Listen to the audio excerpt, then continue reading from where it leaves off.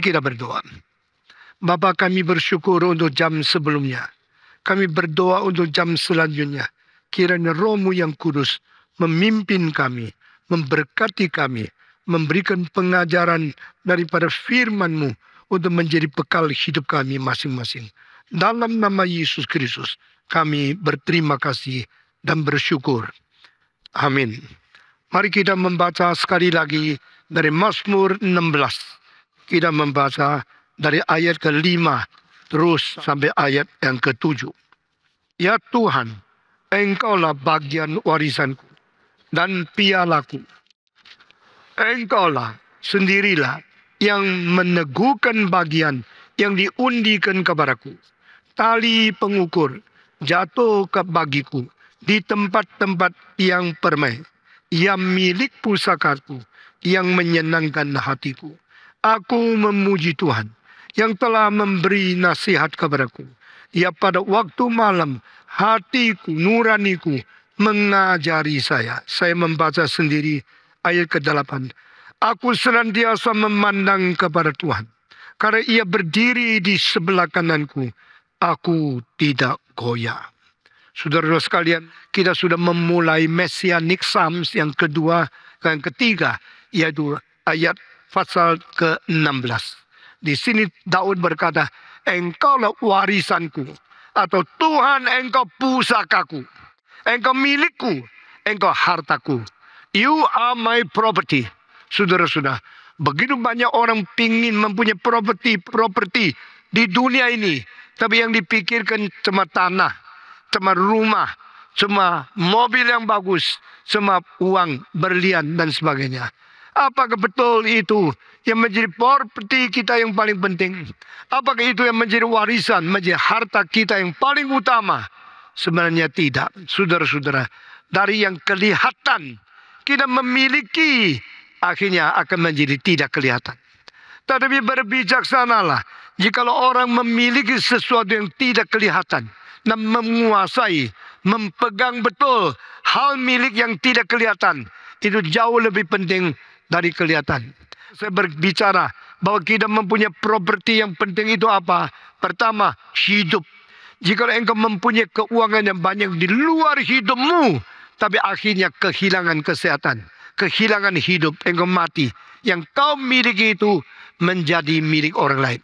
Saudara-saudara, itu sebab jangan mengingini mendapatkan banyak milik di luar jiwamu dan hidupmu sendiri, tapi tidak memperdulikan bagaimana mempertumbuhkan iman, kerohanian yang berada di dirimu sendiri. You yourself is the first property. You yourself is more important than anything you have in this world. Saudara-saudara, jika engkau mengasihi dirimu, engkau menghargai hidupmu, engkau mempentingkan apa yang mungkin Tuhan berikan kepadamu di dalam lebih daripada yang di luar, engkau orang berbijaksana. Begitu banyak orang tidak memperdulikan diri, cuma memperdulikan keinginan diri. Begitu banyak orang tidak mementingkan hidup sendiri, hanya mementingkan nafsu yang diingini oleh hidup dia itu sendiri. Akhirnya yang dimiliki adalah yang kelihatan, adalah seks, adalah uang, adalah harta, adalah bangunan yang tidak mungkin dibawa. Saudara-saudara, semua kepunyaan, semua kemilikan kita yang di luar diri kita, itu yang bisa lewat, yang bisa habis, yang bisa hilang, bisa dicuri, bisa dibakar. Itu semua tidak penting. Richard Pratt mengatakan, Jesus holds nothing from this world for he himself. Yesus Kristus tidak pernah memiliki rumah, tidak pernah memiliki harta apa-apa. Tapi dia mengatakan satu kalimat di dalam Yohanes pasal 17, everything I have belongs to you, and everything you have belongs to me. Dia co-sharing with the Holy Father in heaven. Saudara-saudara, yang Yesus miliki bukan barang yang bisa rusak, bisa hilang, bisa musnah, bisa dibakar. Yang Yesus miliki adalah yang dimiliki oleh Allah Bapa. Yang kau punya, itu kepunyaanku. Yang ku punya, itu kepunyaanmu.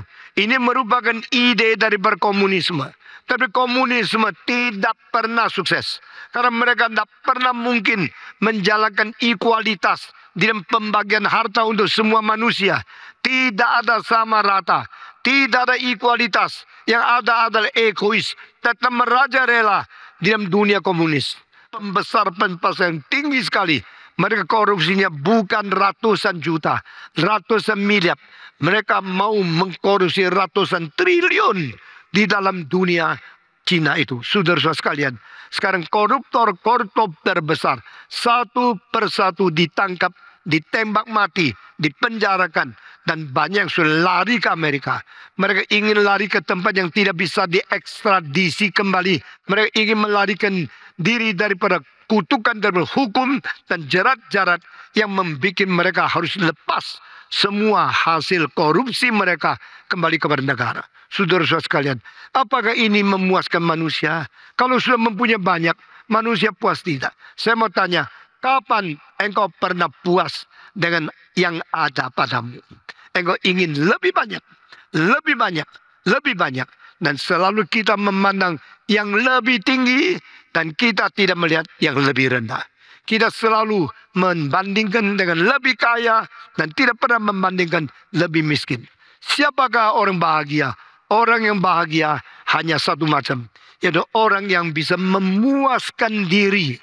Rasa saya cukup, saya puas, itu bahagia mulai timbul. Saudara-saudara, waktu engkau mempunyai keserakahan, engkau mempunyai keadaan yang tidak pernah puas, terus ingin lebih banyak, lebih banyak, lebih banyak. Disitulah duka citamu tidak habis-habis. Saudara-saudara, karena yang terbatas tidak mungkin memuaskan engkau. Yang tidak terbatas, engkau juga tidak menganggap dia memuaskan engkau. Maka engkau tidak pernah mempunyai kesukaan, kepuasan yang sejati. Apa artinya yang tidak terbatas tidak bisa memuaskan engkau? Karena engkau tidak mau mengaku Tuhan menjadi sesuatu yang mencukupi engkau dan memuaskan engkau. Yang terbatas juga engkau tidak pernah puas. Di dalam dunia engkau ada 1000, engkau minta 100.000. Ada 100.000, minta 100 juta. Ada 100 juta, minta 100 miliar. Ada 100 miliar, engkau mau 100 triliun. Tidak ada satu orang pernah puas dengan apa yang ada pada dia di dalam dunia materi. Tapi jika orang mengatakan, the Lord is my property. The Lord is my heritage. The Lord is mine. Kalau Tuhan menjadi milikmu, Tuhan mengisi kebutuhanmu, dan Tuhan memuaskan engkau, I need no more. Kalimat daripada Mazmur 23, Yehova adalah gembalaku, aku tidak memperlu kebutuhan apa lagi. Artinya adalah aku dipuaskan hanya di dalam Tuhan. The Lord is my shepherd, I shall not want, means I am enough. Saya sudah cukup. Saudara-saudara sekalian, adakah orang di dunia yang kaya mengaku dia kaya? Selalu orang mengatakan saya kurang kaya. Itu yang kaya, saya tidak. Lalu engkau mau apa? Satu hari engkau lebih kaya dari dia, engkau tetap rasa tidak kaya. Engkau membandingkan dengan orang paling kaya di sejarah, rasa dirimu tidak kaya. Sehingga properti di dunia yang kelihatan tidak pernah memuaskan manusia, tidak pernah memberhentikan nafsu kita untuk mengingin mendapat lebih banyak, lebih banyak, lebih banyak. Daud di sini berkata, the Lord is my heritage. The Lord is my property. Tuhan itu adalah sesuatu warisan pusakaku yang kita cukupi. Saudara-saudara, di dalam musik, saya dengar memberikan contoh kepada saudara. Yang kelihatan sama yang tidak kelihatan, lebih penting yang tidak kelihatan. Waktu engkau masuk konser hall, pertama bangunannya, kedua pemainnya, ketiga alat musiknya. Ini kelihatan karena saya duduk di dalam gedung ini, di atas saya melihat sesuatu gedung yang indah sekali. Oh, ini namanya konser hall. Lalu engkau melihat ini namanya pemain. Lalu engkau lihat ini instrumen yang bawa. Ada bawa biola, ada bawa trompet, ada bawa trombon, ada bawa timpani. Masuk dengan segala alat musik. Kelihatan. Kelihatan pertama, gedung. Kelihatan kedua, pemain. Kelihatan ketiga, alat musik. Tapi saudara-saudara, engkau datang konser hall untuk lihat gedung kah? Bukan. Engkau datang untuk menonton yang main kah? Mungkin. Engkau datang untuk menikmati instrumen? Sama sekali tidak. Lalu engkau datang kata, dengar musik bukan? Nah saudara-saudara, di dalam seluruh konser yang paling penting adalah musik yang didengar tapi tidak kelihatan. Yang tidak penting ada gedung yang kelihatan tapi tidak bersuara. Jadi dalam hal ini yang bersuara itu lebih penting dari yang tidak bersuara. Tapi yang tidak bersuara mempunyai wujud untuk dilihat. Yang bersuara tidak ada sesuatu image yang bisa dilihat.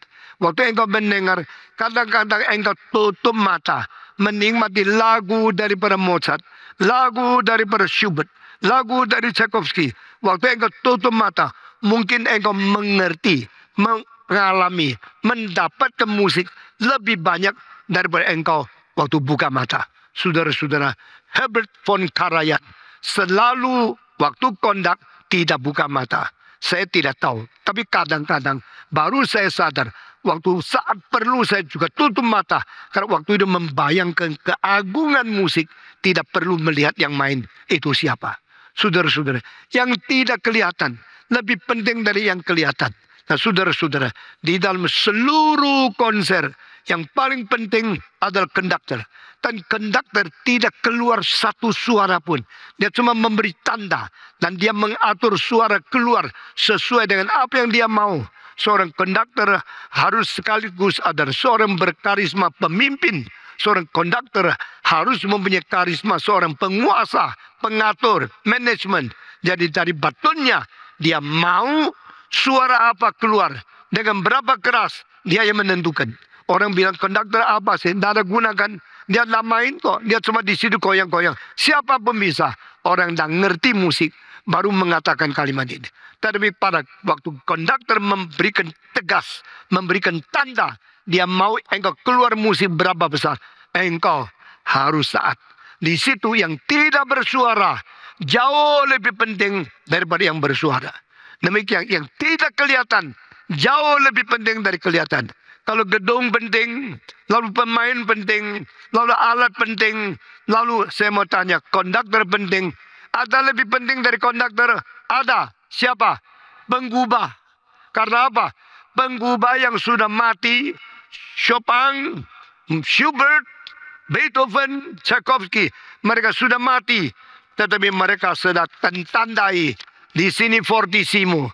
Di sini adalah sangat piano. Kecil suara, keras suara. Ini harus tegas. Ini harus pelan-pelan. Engkau harus taat kepada dia. Jadi sebenarnya konduktor memimpin seluruh orkestra. Tapi komposer memimpin konduktor. Saudara-saudara, seorang konduktor punya tugas. Yaitu bagaimana taat kepada kemauan daripada yang sudah mati itu. Taat kepada komposer yang sudah tidak di dunia. Tapi apa yang dia pesan, jangan engkau melanggar. Dia tulis suara kecil, jangan dikerasin. Dia tulis suara keras, jangan dikecilin. Karena dia yang mengetahui, dia arsitek suara.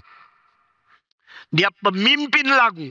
Dia yang menggubah, dia mengetahui. Sini harus keras, itu harus kecil. Tadi waktu Sam menabuh sampai lembut sekali. Tetapi pada waktu lain dia keras sekali. Karena itu disuruh oleh Chopin. Chopin pakai uang membeli dia? Tidak. Chopin memaksa dia? Tidak.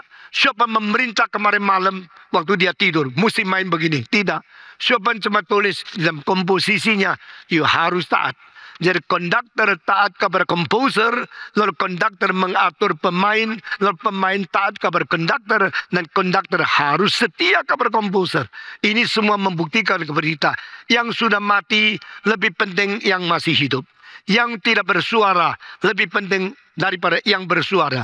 Yang berada di kuburan dalam menulis sesuatu harus kita taat. Banyak orang kira yang paling penting adalah kelihatan. Kelihatan itu materi. Materialisme belum pernah menjadi arus kebudayaan yang penting dan arus pokok di dalam seluruh dunia, di dalam sepanjang sejarah. Materialism will never and forever ever will never be the most important current of the human history and human culture. Saudara-saudara sekalian, materialisme seperti bunga raja yang muncul sebentar di dalam berapa Tengah malam berapa jam. Langsung layu, hancur, habis selama-lamanya. Materialnya juga sebegini. Orang bilang, I don't believe in God. When you say this, you are using the breathing given by God to say you are saying something. Saudara-saudara, waktu engkau berkata, aku tidak percaya Allah, engkau sedang memakai anugerah Tuhan, pernapasan yang ada kepada engkau untuk mengatakan kalimat, engkau tidak percaya Allah. Padahal Allah itu paling penting. Dia tidak kelihatan, dia menguasai segala sesuatu. Manusia yang mau melawan Tuhan atau mau melupakan dia adalah melupakan sumber diri sendiri. Waktu kita melawan Tuhan, kita melawan segala kehendaknya, kita melawan berkat yang sesungguhnya menjadi sumber daripada keberadaan kita sendiri. Kita bersyukur kepada Tuhan. Saya mempelajari filsafat dari Heraklitos, daripada Zeno, daripada Parmenides, daripada Thales, Anaximander, terus sampai Socrates, sampai Augustine, sampai Thomas Aquinas, sampai zamannya Renaissance, sampai zaman Enlightenment, sampai zaman Immanuel Kant, dan terus sampai kepada yang disebut filsafat-filsafat modern seperti filsafat daripada logical positivism, existentialism dan sebagainya. Saya mengetahui yang tidak kelihatan menentukan yang kelihatan. Yang tidak bersuara menentukan yang bersuara. Yang kelihatan tidak penting menjadi penting untuk menjadi dasar yang seperti kelihatan. Kita bersyukur kepada Tuhan. Dan saya akan memberikan kesimpulan kepada saudara. Jikalau Anda pikir materi itu paling penting, Anda bodoh. Karena yang menciptakan materi sendiri adalah yang tidak kelihatan. Pada waktu kita melihat foto, kenapa yang foto tidak ada di dalam? Justru yang foto tidak ada di dalam. Baru yang ada di dalam bisa difoto. Mengerti tidak? Saudara-saudara. Waktu yang foto semua lihat sini, dia jebret. Lalu orang tanya, nanti kalau sudah jadi fotonya, kamu di mana? Jawab, kalau saya ada di dalam, saya tidak bisa foto kamu. Harus saya ada di luar, baru kamu bisa difoto. Jadi yang foto, kalau tidak ada di dalam foto, itu normal. Demikian Allah yang menciptakan alam semesta tidak berada di alam semesta, itu baru normal. Karena alam semesta dicipta, dia pencipta. Yang dicipta kelihatan, yang cipta tidak kelihatan. Itu normal sekali. Engkau bilang sekarang bisa selfie kan, sehingga yang foto juga bisa di dalam. Itu permainan. Engkau menggabungkan dirimu dengan yang dicipta. Allah yang tidak terbatas tidak mau mempersamakan diri dengan yang terbatas. Allah yang roh tidak mau mempersamakan diri dengan yang materi. Maka he keeps silent, he keeps unseen, he keeps the transcendency because he is God. Saudara-saudara. Dan pada waktu Daud mengatakan, the Lord is my property. Ini kalimat yang tinggi sekali. Because righteousness belongs to you. Holiness belongs to you. Loving kindness belongs to you. If I have you, I have all. If I have you, I have everything. Saudara-saudara, banyak orang kira Solomon pintar. Waktu Raja Solomon diberikan kesempatan, whatever you ask from me, I will give it to you. Now tell me what you want. He said, I want wisdom. Nah, ini jawaban yang pintar sekali. When Solomon asking for wisdom, he is using wisdom to choose wisdom. Because to know wisdom is more important than anything else. Is a wisdom in choice. Waktu engkau memilih bijaksana, engkau sedang mempunyai kebijaksanaan, baru engkau berani, nah engkau bisa tepat memilih kebijaksanaan. Tapi bagi saya, kenapa akhirnya Solomon gagal? Karena pertama, dia pakai bijaksana yang diberikan untuk mencari bijaksana daripada yang memberi. Wah, ini luar biasa. The given wisdom is used to ask for the wisdom giver. So I have been given wisdom. By using the wisdom I chose, I want you to give me wisdom. So he is using the given wisdom to ask the wisdom giver to give the wisdom of the giver himself. Ini hebat sekali. Tapi bagi saya, ini derajat doa yang kedua. Itulah sebabnya kenapa Solomon mempunyai bijaksana akhirnya gagal total. Karena pertama, dia pakai bijaksana untuk meminta bijaksana. Kedua, dia pakai bijaksana untuk mempermainkan bijaksana. Akhirnya, dia pakai bijaksana untuk menghancurkan bijaksana. Bukankah ini suatu strategi yang besar? Kenapa perempuan yang paling cantik akhirnya menjadi pelacur? Karena dia mempermainkan kecantikannya. Kan pada orang yang paling pintar main mobil, mati di dalam balapan mobil. Karena dia permainkan pintarnya main mobil. Kenapa orang yang paling pintar berenang akhirnya mati di dalam air? Karena dia kira dia sudah bisa mengatasi air. Dia sembarangan mempermainkan air. Yang cantik mempermainkan cantik sendiri. Yang bijak mempermainkan bijak sendiri. Yang berbakat mempermainkan bakat sendiri. Yang bebas mempermainkan kebebasan sendiri. Yang sehat mempermainkan kesehatan sendiri. Itu semuanya akhirnya hancur. Saudara-saudara, selama 58 tahun saya terus memikirkan Solomon. Baru beberapa minggu ini saya kira dia bukan orang paling bijak. Solomon orang bijak kalau dibanding sama orang lain. Solomon tidak bijak kalau dibanding dengan papanya Daud. Papanya tidak mengambil bijaksana sebagai properti. Tapi dia mengambil Tuhan sebagai properti. Saudara-saudara, kalau Solomon minta, aku tidak minta apa-apa. Juga tidak minta bijak. Aku minta engkau sendiri menjadi warisanku. Maka itulah doa yang paling tinggi. Saudara-saudara, memiliki Tuhan akan memiliki segala sesuatu.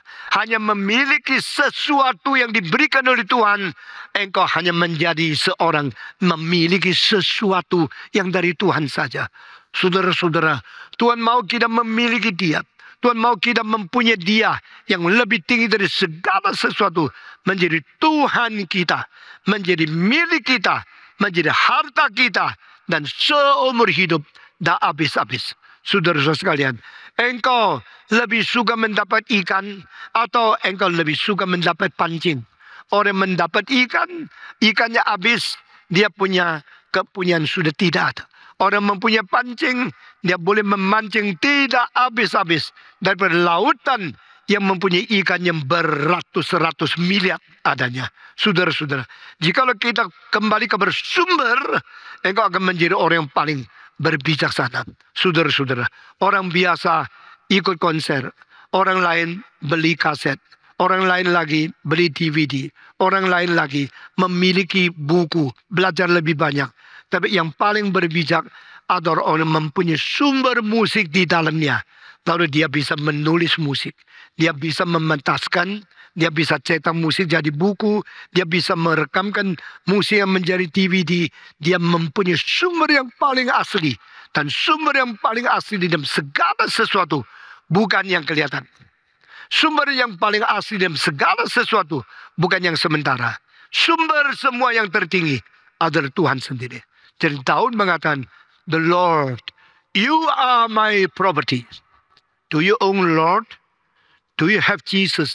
Have God, the source of everything, to be your property in your life? Jika engkau mempunyai Tuhan menjadi propertimu yang sungguh-sungguh, maka saudara-saudara, engkau menghina yang lain. Aku mempunyai iman. Jikalau di dalam kita mempunyai iman yang sejati, di dalam otak kita mempunyai pengetahuan tentang iman yang sejati. Sebagaimana Paulus berkata, I know whom I believe. If you believe in God, you should have the true knowledge concerning the God you are believing. Saudara-saudara, engkau kalau percaya kepada Tuhan, engkau perlu mempunyai pengetahuan sesuai dengan apa yang engkau imani kepada Tuhan. Itulah sebab Augustinus mengatakan, credo ut intelligas. Believe is in order to understand. Saudara-saudara, I believe in order to understand what I believe. And understanding is to increase my faith more and more. Dengan iman, kita mendapatkan pengetahuan. Dengan pengetahuan, kita mempertebal iman kita lebih lagi. Itu sebab credo ut intelligas. Dan intelligas asli kembali kepada credo. Dan demikian dari iman ke iman. Itu menjadi sesuatu perjalanan proses kerohanian kita masing-masing. Saudara-saudara, waktu ditanya, engkau sebenarnya ingin mengetahui apa sih? Augustinus mengatakan, saya tidak ingin mengetahui apa-apa. Saya hanya mengetahui dua saja. I want to know God and I want to know human soul. what is God and what in deep in my soul. If I can know these two things, I am enough. Saudara-saudara, mengenal Tuhan dan menikmati Tuhan itu jauh lebih besar kenikmatan daripada menikmati segala sesuatu yang diciptakan Tuhan, yang diberikan oleh Tuhan kepada kita. Karena kita langsung mendapatkan Tuhan itu sendiri. Ini kalimatnya, the Lord is my heritage, the Lord is my property. Kalau aku sudah mempunyai Tuhan, apalagi yang bisa mengisi saya? Saudara-saudara, seorang namanya Lot yang bertengkar dengan pamannya Abraham. Akhirnya Abraham melihat anak muda yang tidak tahu sopan, yang tidak tahu budaya, yang tidak tahu relasi dengan orang tua. Lalu dia bilang, oke, Lot, saya tahu engkau sudah tidak senang sama saya. Engkau telah mengojok-ojok, engkau telah menghasut-hasut pesuruh-pesuruhmu untuk berlawanan dengan semua orang-orang yang kerja di bawah saya. Sekarang saya berkata, engkau dan saya tidak usah selisih. Pembantu-pembantumu dan pendamping tidak usah selisih. Sekarang saya kasih pilih, engkau mau yang mana? Kalau engkau ke kanan, saya ke kiri. Engkau kalau ke datar, saya ke gunung. Kalau engkau ke sawah, saya ke rimba. Silakan kau pilih. Orang tua itu mengalah. Tidak mau debat, tidak mau berontak, tidak mau berselisih, tidak mau memaksa. Silakan kau pilih. Inilah kesempatanmu. Lalu orang muda mengatakan, tak, pasti saya pilih yang terbaik karena dikasih pilih kok. Bukan saya mau sendiri. Disuruh pilih yang saya pilih. Dia pilih tanah yang paling subur, kota yang paling makmur. Dia pilih tempat yang paling itu berhasil. Saya pilih. Lalu Abraham mengatakan, ya sudah, yang baik-baik kau ambil. Saya ambil sisa-sisa saja. Dia orang tua, pergi gunung. Ya memang orang tua mesti masuk museum lah. Orang tua masih mau rebut-rebut sama pemuda-pemudi. Ini kan zaman saya. Zaman lu sudah lewat. Lu pensiun saja. Oke, Abraham pensiun. Lot dapat kota besar. Dataran yang paling subur. Tempat yang paling indah. Saudara-saudara, jangan lihat hari ini. Hari ini Lot banyak pusaka, Abraham tidak ada. Tapi saya lihat berapa puluh tahun lagi, di mana Lot? Berapa puluh tahun lagi Lot hancur. Karena Tuhan kirim api membakar Sodom Gomora, menghanguskan semua yang menafsu dan semua yang tidak taat kepada Tuhan. Tapi waktu itu Abraham di tempat yang tidak subur, gersang, tapi imannya dan bersandar kepada Tuhan menjadi kekuatan dia. Saudara-saudara, 4.000 tahun kemudian, dari Abraham ke Stephen Tong, dari Lot ke Jakarta, kita lihat orang yang mempunyai warisan apa yang dipercaya oleh Abraham, itulah orang kaya. Orang yang mempunyai kekayaan seperti Lot, itu orang miskin. Saudara-saudara, jangan lihat sementara, mari lihat kekekalan. If you let God become your heritage, become your property, you will be rich forever and ever spiritually. Saudara-saudara, jika engkau mempunyai anak yang mempunyai beribu-ribu triliun, tapi tidak ada keterampilan apa, tidak mempunyai pengetahuan apa, tidak mempunyai moral apa, tidak mempunyai karakter yang agung, anakmu bagaimana kaya, saya tidak anggap dia orang miskin. Tapi jikalau anakmu, cucumu, keturunanmu mempunyai iman kepada Tuhan, mempunyai kebenaran yang luar biasa luasnya, mempunyai keterampilan, mempunyai bakat, mempunyai apa yang diberikan oleh Tuhan langsung kepada dia, itu orang kaya sekali. Saudara-saudara, saya tahu beberapa orang miskin suka belajar biola, tapi dia tidak ada uang beli biola yang bagus. Lalu dia pakai biola yang bikinan Cina, yang cuma kira-kira 1,5 juta. Ngengok-ngengok, tak enak sekali. Tapi dia tekun belajar. Akhirnya karena dia mainnya bagus, dia dapat uang, bisa beli biola lebih baik. Beli biola lebih baik. Akhirnya beberapa orang miskin yang saya tahu sekarang sudah mempunyai Stradivarius. Saudara-saudara, termasuk beberapa pemain yang terkenal di antara kalangan Tionghoa. Saudara-saudara, Yo-Yo Ma sekarang tahu saya takut tidak ada uang. Karena yang book dia, mau dia main di orkestra, sudah lebih 10 tahun. Lang-Lang sudah lebih 5 tahun. You minta dia datang, no time. Minta dia datang next year, already book. Next year, already book. Karena terlalu terkenal. Dia tidak perlu uang, tidak perlu tanah, tidak perlu rumah yang besar. Karena dia mempunyai ketampilan, dia mempunyai musik, dia mempunyai bakat, dia mempunyai iman. Dengan demikian, dia akan menjadi kaya yang tidak kelihatan sekarang. Saudara-saudara, tanamlah pikiran ini untuk anakmu.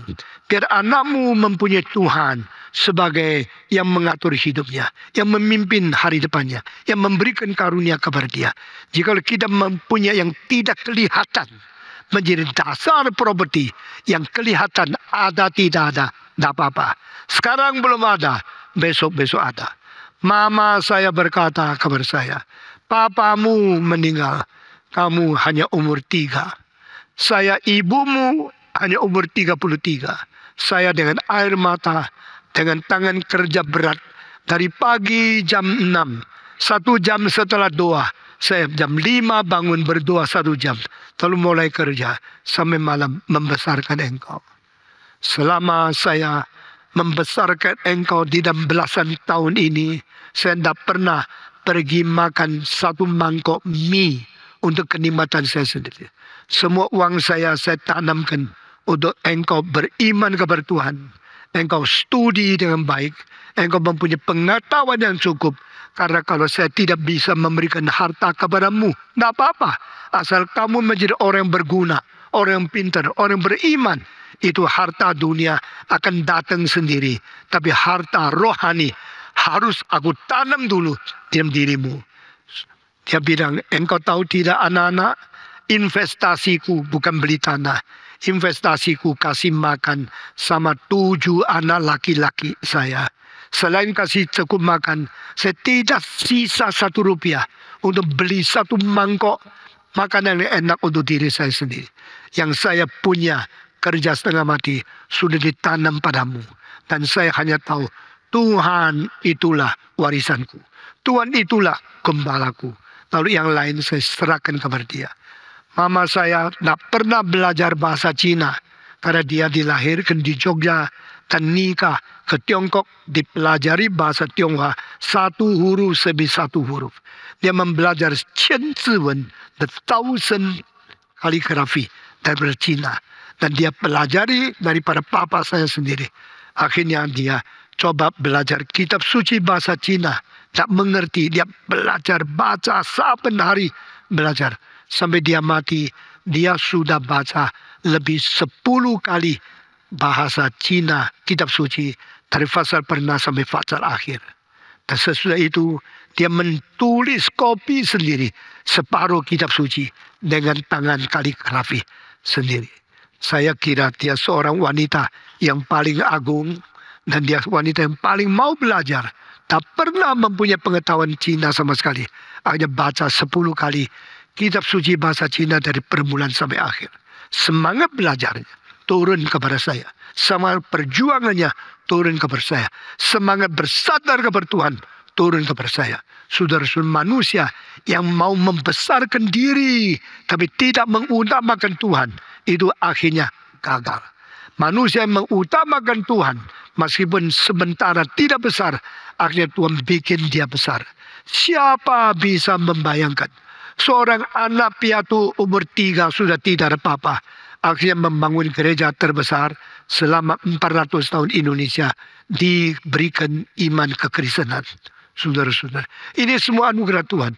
The Lord is my property. I was born non-Christian, and my father died when I was 3. And the Lord is my portion. The Lord is my heritage. The Lord is my property.